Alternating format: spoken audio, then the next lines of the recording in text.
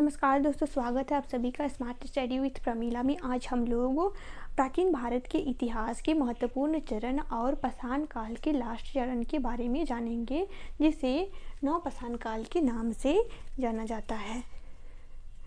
नवपाषाण काल stone age के लास्ट चरण है, यानी कि पाषाण काल के लास्ट चरण है। पाषाण काल को इतिहासकारों में 3 भागों में विभाजित किया था, जिनमें पहला चरण था पूरा पाषाण काल, और दूसरा चरण था मध्य पाषाण काल, और तीसरा और लास्ट चरण है नवपाषाण काल। तो आज हम लोग जानेंगे नवपाषाण काल के बारे में। ठीक है, पिछले 2 वीडियो में हम लोगों ने पूरा पाषाण काल और मध्य पाषाण काल के बारे में देखा था। आज हम लोग नवपाषाण काल के बारे में जानेंगे।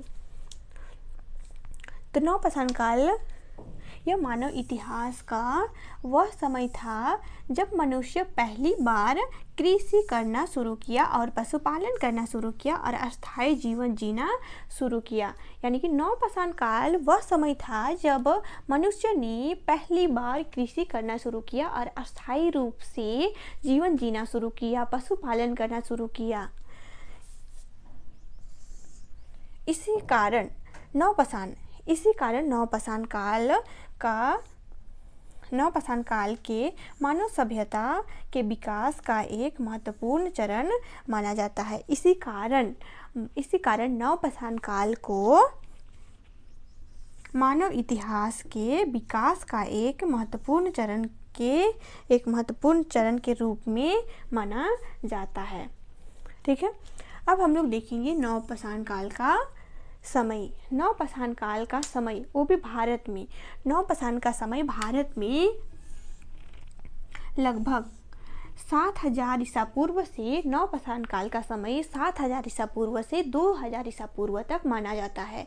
कितना तक माना जाता है? नवपाषाण काल का समय 7000 ईसा पूर्व से 7000 ईसा पूर्व से 2000 ईसा पूर्व तक माना जाता है।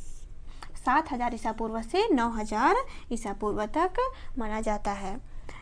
यह काल मानव जीवन का बहुत ही महत्वपूर्ण बदलाव वाला काल माना जाता है। यह मानव इतिहास का बहुत ही महत्वपूर्ण बदलाव वाला काल माना जाता है। अब देखेंगे इनके प्रमुख स्थल। भारत में इनके कौन कौन से प्रमुख स्थल है जो नवपाषाण काल के हैं। नवपाषाण काल का जो भारत में कौन कौन से ऐसे स्थल हैं जो पाए गए हैं, उन स्थानों पर नवपाषाण काल के अवशेष मिले हैं। तो ये है मेहरगढ़। पहला प्रमुख स्थल है मेहरगढ़। मेहरगढ़ ये सबसे प्राचीन कृषि स्थल है। इन्होंने जो नवपाषाण काल है, इतिहासकारों ने यहाँ से कृषि के अवशेष मिले हैं।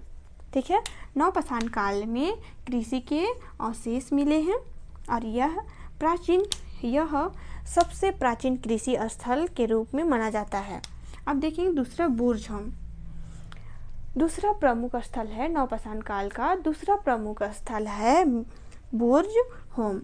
यह चावल की खेती के प्रमाण मिला है। यहाँ से मतलब बुर्ज-होम से नवपाषाण काल के चावल की खेती का प्रमाण मिले हैं।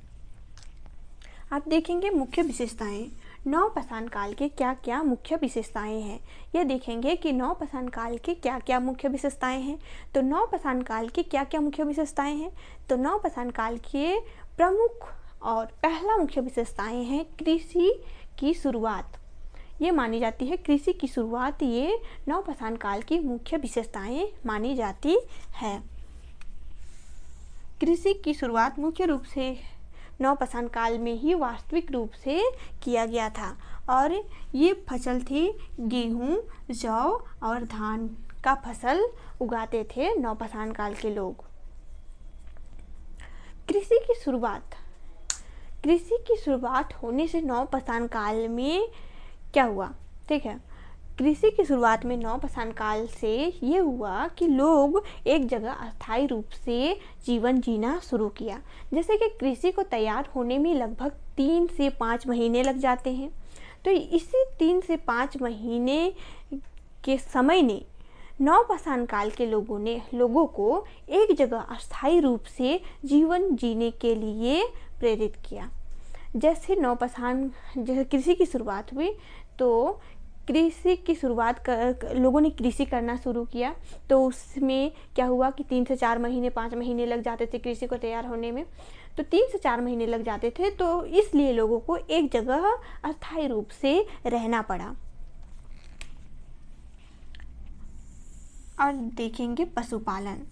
तो पशुपालन इस समय मनुष्य ने कई जानवरों को पालतू बनाकर पालना शुरू किया। नवपाषाण काल के जो लोग थे वे कई पशुओं को पालतू बनाकर पालना शुरू किया, जैसे गाय, भेड़, बकरी आदि और कुत्ता।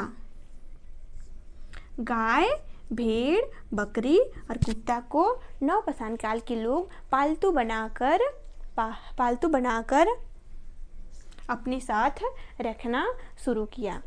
इनसे इन लोगों को ये फ़ायदा हुआ कि इस काल के लोगों को जो पहले जो लोग प्रकृति पर निर्भर थे, यानी कि वे कंद मूल पर प्रकृति द्वारा प्रदान किए गए चीज़ों पर निर्भर होते थे, अब इन लोगों ने फसल उगाकर खुद से अपना भोजन प्राप्त किया और पशुपालन यानी कि पशुपालन करके पशुओं को पालतू बनाकर इन्हें मांस की प्राप्ति हुई, दूध की प्राप्ति हुई और एक साथी एवं सहयोगी का